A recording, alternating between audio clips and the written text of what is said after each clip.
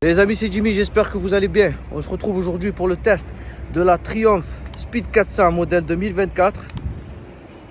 Alors là voilà, machine qui m'a très gentiment été prêtée par la concession Triumph X, qui ne se situe pas à Aix-en-Provence mais à Septem-les-Vallons. Donc ils ont été super gentils, très accueillants, très professionnels, très sympas. Je vous mets leur Instagram. Si vous êtes de Septem, des Pennes Mirabeau ou même de Marseille et que vous cherchez du Triumph, sachez qu'il y a une superbe concession qui se situe à Septem-les-Vallons et en plus elle est toute neuve. Ok, bon, lors de cet essai, on va se tester cette machine comme d'habitude, en long, en large et en travers. Je vais vous dire ce que j'en pense. On va se tester l'angle de braquage, le freinage, la totale. À la fin de la vidéo, je vais vous dire à qui je conseille cette machine. Comme d'habitude, on se quittera sur un tableau des plus et des moins. Allez, on arrête de bavarder, bon visionnage.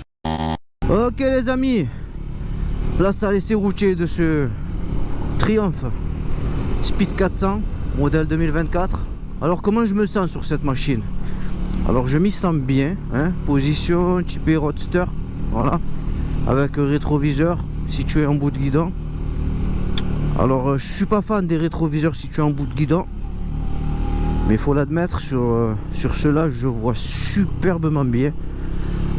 La rétrovision est excellente. Par rapport au guidon, il sera plus ou moins dans la moyenne des roadsters. Voilà, pas super court. Je dirais un poil plus large que sur une MT-07. Donc ça facilite assez bien la prise en main. Voilà. Par rapport à ma position de conduite, je suis bien assis. Voilà. Le réservoir n'est pas super large. Donc la position est assez confortable, j'ai envie de dire. C'est une machine pour le moment que je trouve assez plaisante à conduire. Voilà, donc c'est facile de prise en main. Regardez, ça s'amène assez facilement, donc c'est à la portée vraiment de tout le monde. Vous verrez plus tard dans la vidéo, mais moi du haut de mon 1m72 je pose très facilement les pieds à plat de chaque côté. La hauteur de selle est très accessible. De plus, la machine est super légère, 170 kg tout plein fait. Donc ça va être très bien, parce que niveau rapport poids-puissance, cette machine, je pense qu'elle va faire parler d'elle, et dans le positif. Ok, vraiment je suis agréablement surpris, hein. Pour un 400 ça marche vraiment bien, c'est hyper confort, c'est super plaisant à piloter. Bon, la machine est en rodage, donc par respect je ne l'amènerai pas au rupteur, mais honnêtement l'accélération est plus que correcte, ça marche super bien. Je vous assure, j'ai pas du tout l'impression de conduire un monocylindre. Ah, ils ont vraiment bien bossé Triumph là. Alors c'est une machine qui va prendre 160 km/h en vitesse max. C'est correct, vous allez pouvoir faire de l'autoroute assez facilement. La selle est très confortable. Elle est très bien rembourrée. Pour le moment, je n'y vois que des points positifs à cette machine. Je vais vous tester la souplesse du moteur. 2, 3, vous avez de la reprise. 4. Allez, voilà, on force pas trop sur cet exercice parce que la machine est neuve. Donc en gros vous allez avoir de la reprise assez facilement, jusqu'à 3. Ok, allez, on se fait un petit tour du propriétaire de cette machine. Triumph Speed 400 modèle 2024. Et je sais pas vous, hein, mais moi je la trouve super belle, super jolie. Ils ont vraiment bien bossé, hein. Donc un disque à l'arrière, alors un disque à l'avant, freiné par des étriers Beer. C'est une sous-marque de Brembo, donc ça freine très bien normalement. On va se tester ça. Fourche inversée, merci. Sur du 400, hein, il y a certaines marques sur du 700 tu mets toujours pas de fourche inversée. Merci Triumph.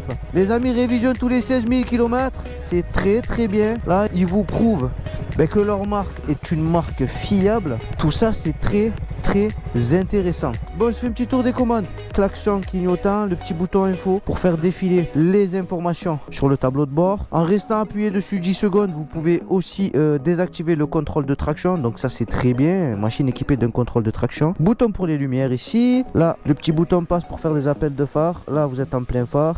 Levier d'embrayage qui malheureusement ne sera pas réglable. De l'autre côté, alors un frein qui lui non plus ne sera pas réglable. Le coupe-circuit, feu de détresse. Et là le petit bouton pour démarrer en sachant que vous démarrez sans débrayer. Voilà. Rétroviseur en bout de guidon. Alors par rapport à l'écran, pas d'écran TFT. Hein. À ce tarif-là, je suppose qu'il faut faire des compromis. Mais bon, ils ont mis un superbe écran. On y voit superbement bien. Donc là, vous allez avoir la vitesse. Tous les petits voyants ici qui peuvent vous indiquer éventuellement des révisions. Un niveau d'huile peut-être éventuellement trop faible. Voilà, là vous avez le rapport engagé. Là, vous avez le compte tour. Et ici, vous avez un petit écran LCD sur lequel vous pouvez faire défiler les informations. Regardez, 580 km, trip 1, trip 2, consommation instantanée. Donc un écran à aiguille sur votre gauche et un écran LCD sur votre droite. Donc ça, c'est très bien. Allez, je vous fais écouter le son de la ligne.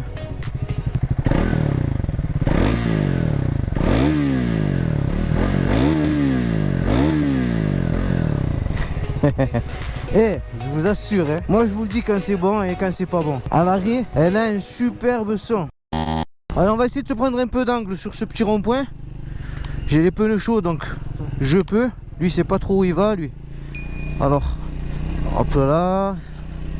Hop là.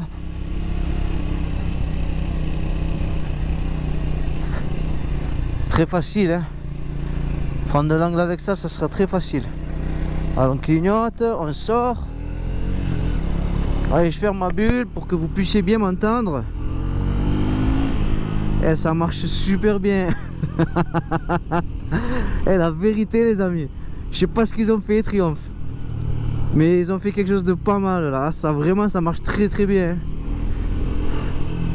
Pour quelqu'un qui fait beaucoup de villes, un peu d'autoroute occasionnellement, là vous en avez assez là, hein. La vérité, hein. Alors c'est pas super cher. Je vous affiche le tarif sur l'écran. C'est pas cher, c'est pas lourd, c'est accessible à tout le monde. Que vous soyez un homme, une femme, peu importe votre taille, cette machine, vous aurez aucune difficulté à la prendre en main. Ah, je tiens à souligner une petite chose. Rien à voir avec cette moto. Je ne juge pas les machines à leur puissance. Voilà, ça, sachez-le. Voilà, parce qu'on m'a souvent dit lors des essais de 500 et de 400, ouais, ça avance pas, donc c'est pas bon. Non, les amis, vous avez le droit de juger les machines à la puissance si vous voulez. C'est votre avis, vous faites ce que vous voulez. Mais moi, dans mes vidéos, je ne juge pas les machines à leur puissance. Parce que vous pouvez très bien avoir une machine de 1000 chevaux avec une partie ici complètement éclatée. Et donc du coup, eh ben, elle sera nulle à chier avec un gros moteur. Et à contrario, vous pouvez avoir une petite machine pas super puissante, mais avec une superbe partie cycle. Et du coup, prendre énormément de plaisir. Ok? Allez, je ferme les guillemets. Le guidon, il sera pas super large, donc vous n'aurez pas de difficulté à faire de l'interfile avec ça. Hop, ça réagit super bien aux dodanes et aux imperfections. La machine est superbe. Ouais, la vérité. Est-ce que je valide moi ce Triumph 400 Speed? Mais oui, totalement, totalement. À qui est-ce que je vais conseiller ça? Ben, à quelqu'un qui a un petit budget éventuellement, qui n'a pas envie de s'acheter quelque chose de trop puissant, qui n'a pas envie d'acheter quelque chose de trop volé, qui n'a pas envie d'acheter quelque chose de trop cher à assurer en coût d'assurance. Cette machine peut très bien être faite pour vous. Après voilà, ça sera pas une machine qui avance pas. Regardez, oh. Oh, ça me tire quand même sur les bras, c'est abusé. C'est abusé.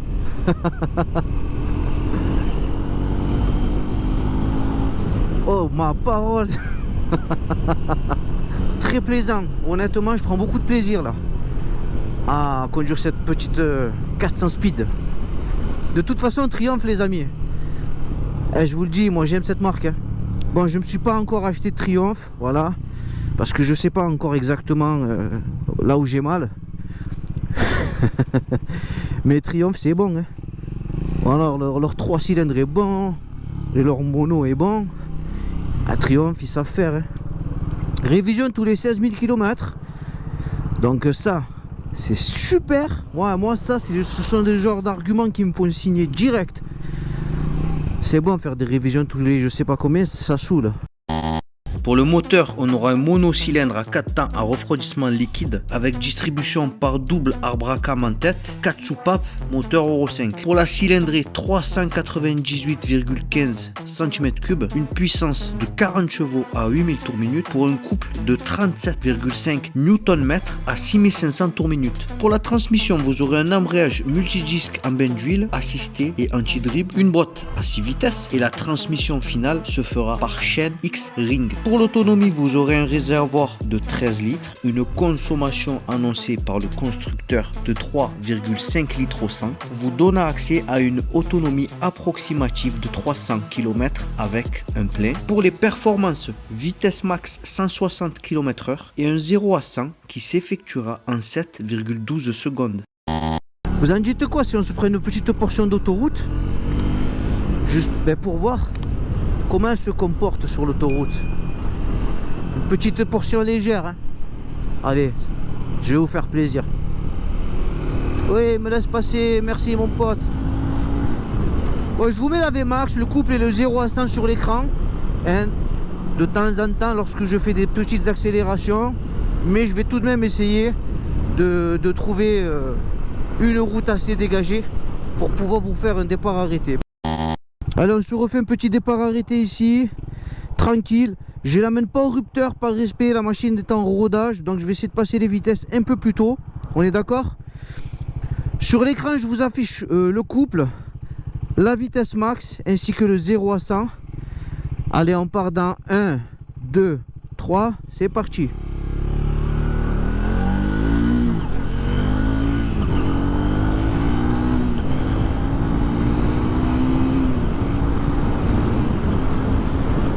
Ok. Freinage avant. Ok. Freinage arrière. Ok. Freinage combiné. Ok. Et ça freine super bien. L'accélération, c'est vraiment pas mal. Cette machine est bonne, les amis. Je me régale, hein. La vérité, je me régale. Cette machine est superbe. Alors là, le ralentisseur, je le prends un peu plus fort. Hop. Hop là. Ah, ça réagit bien. Mais c'est cool tout ça. Alors regardez, vous pouvez rouler à 5e. Regardez, je suis à 5. Je suis à peu près à 40, 45. Le moteur réagit superbement bien. Je peux relancer tout doucement. Donc ça va. Je trouve que pour un monocylindre, ce moteur est super souple. Vraiment, il se comporte comme un bicylindre. Allez, je prends un peu d'angle là. Je mets le clignotant. Là aussi, je clignote. Vous voyez, je suis reparti. Je suis sorti du rond-point 3e. Pas de problème.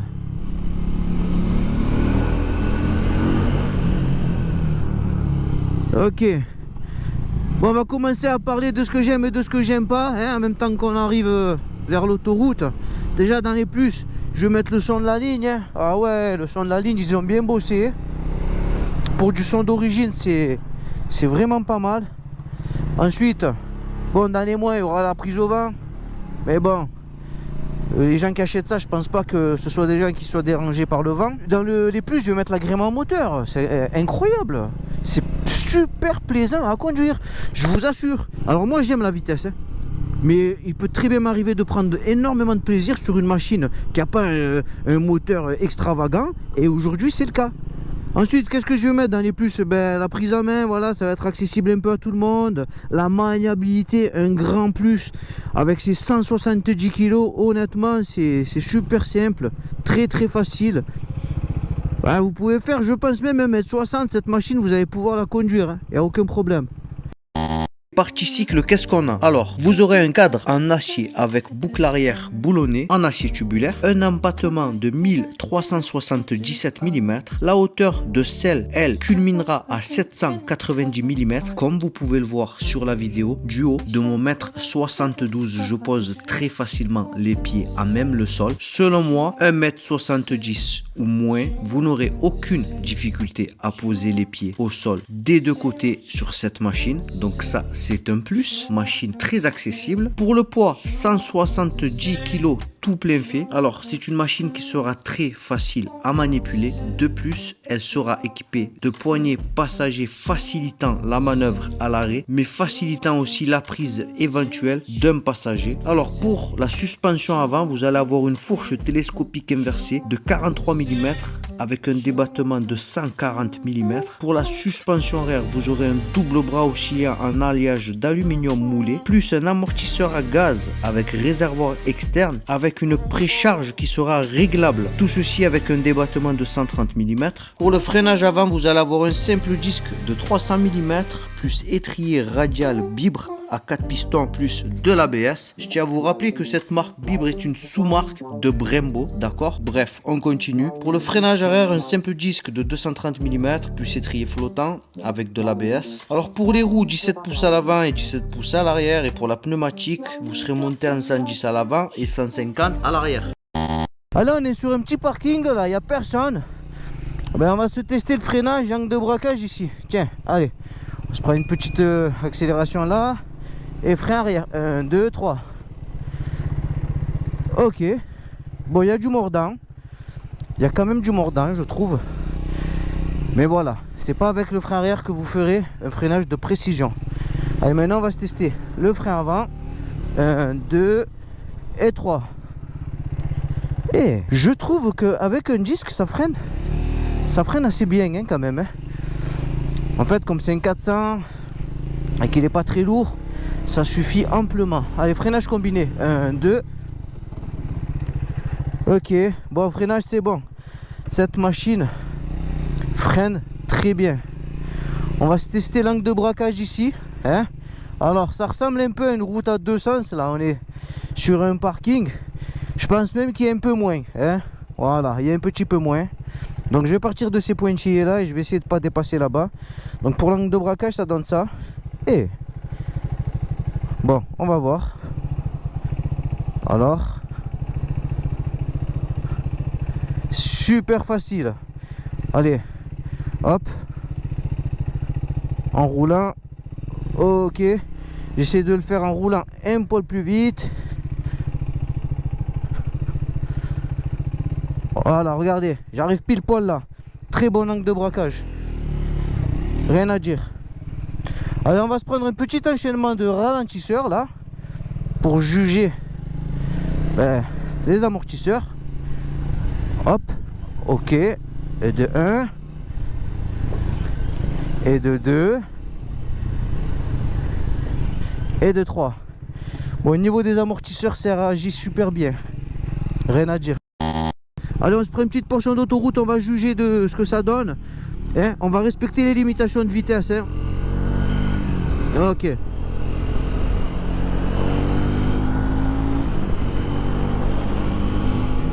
Ok. Alors, est-ce qu'il y a des vibrations? Franchement, j'en ressens pas. Hein. Je n'en ressens pas. Non, je ressens pas de vibrations. C'est super bien équilibré.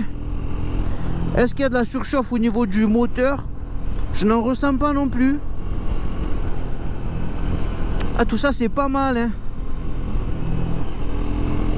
Ah, je vous assure, vous sortez du permis, ça peut être une très bonne alternative hein, en attendant de basculer en permis A. Parce que niveau rapport qualité-prix, ils ont fait vraiment fort hein. Et sur autoroute ça va, vous avez de quoi faire hein. La machine prend 160. Regardez, si vous voulez doubler un petit peu, vous pouvez le faire hein. Il n'y a pas de problème hein. Elle n'est pas à la ramasse la machine hein. Voilà. Ça marche super bien. Ah oui, ça marche super bien. Allez, on va commencer à se rabattre. Ah, la vérité est vraiment, cette machine se comporte bien, que ce soit sur route, même sur autoroute. Bon, attention les amis hein. Si vous faites beaucoup d'autoroute, je vous déconseille quand même de prendre un monocylindre, parce que ça ne sera pas sa vocation première. Voilà, un monocylindre, c'est plus fait pour la ville. Celui-ci va vous permettre de pouvoir prendre quelques petites portions d'autoroute. Mais si vous faites vraiment beaucoup d'autoroute, je vous conseille pas de prendre un monocylindre. Voilà. Ça c'est dit. Alors est-ce qu'il y a beaucoup de freins moteur? Tu vois? Ça va, je trouve que ça va. On rétrograde gentiment. Hop là. Hop là. Super comportement de cette machine. C'est bien qu'ils aient fait des machines comme ça. Voilà. Pourquoi c'est bien? Parce que ça casse un peu les prix. C'est bon, hein. Quand tu sors du A2 et que tu vois que la majorité des machines, ben, elles sortent à 10, entre 10 et 15, c'est bon.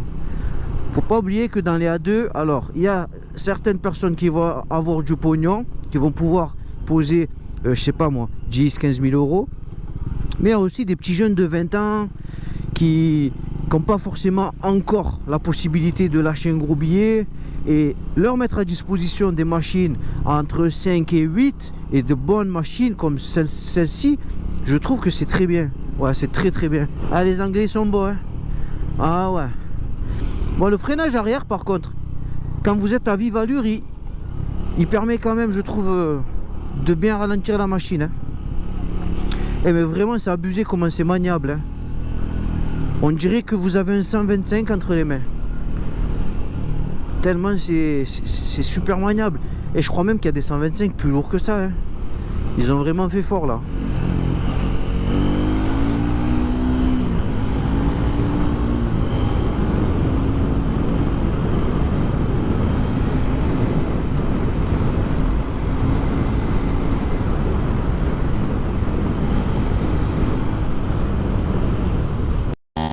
Et franchement aussi le fait qu'ils vous mettent une fourche inversée sur un 400 là, oh ça je valide, hein.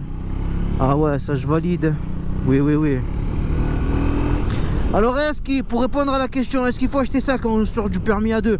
Honnêtement oui, ça fait partie des machines que moi personnellement je recommande. Voilà, parce que vous n'allez pas payer super cher en assurance, voire vous n'allez pas payer cher du tout. Vous n'allez pas vous faire tuer à la pompe parce que ça consomme rien. On est je crois à peu près 3,5 litres au 100. À l'achat vous ne faites pas tuer non plus parce que vous êtes à moins de 6 000 euros. C'est un excellent rapport qualité-prix. Donc est-ce qu'il faut acheter ce genre de machine quand on sort du permis A2? Oui, honnêtement oui, c'est ça qu'il faut. Vous prenez une machine de ce style-là, vous faites la main dessus pendant 2 ans, et à l'issue de ces 2 ans là, quand vous êtes débridé, là vous pouvez prendre éventuellement tout ce que vous voulez. Regardez, je vais ralentir un peu, je suis en 6.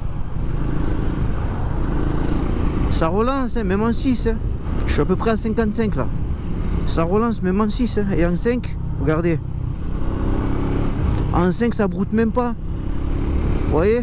Quand vous allez être à 30 km/h, 20-30 km/h, vous allez avoir de la reprise qu'à peu près 3. Par contre, à partir de 50, je trouve ce moteur super méga souple. Incroyable. J'ai pas parlé du look. Alors, est-ce qu'au niveau du look, je trouve cette machine jolie? Oui, honnêtement oui. Je trouve qu'elle est très réussie. Moi, elle me fait un peu penser à la Trident 660 au niveau du look. Et vous savez tous que la Trident 660, moi j'ai kiffé, je me suis régalé à l'essayer. Très bonne machine. Donc c'est un peu la petite sœur de la Trident 660 en fait, hein. En moins cher, en moins puissant. Mais voilà quoi. Là si vous êtes si vous venez d'avoir votre permis moto, vous achetez ça, vous avez la plage d'utilisation entière de son moteur. Voilà, elle n'est pas bridée, elle est full A2. Vous voyez, donc vous pouvez l'exploiter à 100%. Et ça reste un argument de taille. Ma parole. Alors je sais qu'on est tous tentés quand on a le permis. Non, je veux un 600, je veux un 700, je veux quelque chose de puissant. Et je le bride. C'est vrai. Moi le premier, j'ai fait ça. Mais croyez-moi, quand on teste des machines full A2 comme ça, ben parfois après, on se dit, oh, là il y en a assez. Pour débuter, pour se faire la main, il y en a assez. Et oui. Bon, la selle. Là, ça fait à peu près 1 heure que je suis dessus. La selle est super confortable. Que ce soit pour vous ou pour le passager, vous partagez la même selle. Et elle est très bien rembourrée. Donc ça sera dans les plus. Voilà. À l'arrière, vous avez des poignées pour le passager. Ça sera dans les plus. Parce que du coup, vous allez pouvoir faire du duo. plus facilement. Bon, pour conclure, cette Triumph Speed 400 est une machine très attachante. Je trouve que ce monocylindre se comporte très bien. Il est très agréable au quotidien. Bon, ça ne sera pas non plus une foudre de guerre, mais est-ce vraiment ce que l'on attend d'un 400 cm3? Cette machine aura beaucoup de qualités, telles que la présence d'un contrôle de traction, une fourche inversée. Elle sera très accessible, même aux personnes de moins de 1m70. Il n'y aura pas de problème. Et surtout, elle est légère, donc ça, c'est un gros plus. Rapport poids-puissance, ça sera très bien placé, offrant du coup beaucoup d'agréments de conduite. Je trouve ce moteur monocylindre très souple, c'est une Triumph, et il a quand même du caractère. Cette machine aura tout de même des défauts, c'est normal. Personnellement, j'aurais apprécié des modes de conduite, tels que mode pluie, éventuellement, un petit écran TFT, 2024 oblige, et pourquoi pas des leviers réglable, mais bon, à ce tarif là je pense qu'il a fallu faire des compromis. Cette machine sera disponible en 3 couleurs. Vous aurez le rouge, le noir ou bien le bleu, comme sur ma version DC. Moi personnellement j'aime bien le bleu et le noir, et elle sera disponible au tarif de 5695 €. Bon les amis, je me suis une fois de plus régalé à vous faire ce test. J'espère que vous avez apprécié ce moment passé en ma compagnie. Si oui, n'hésitez pas à vous abonner, à liker la vidéo, cela suffira pour me faire plaisir. Les amis, c'était Jimmy, soyez prudents sur la route et surtout faites attention à vous. Ciao, ciao.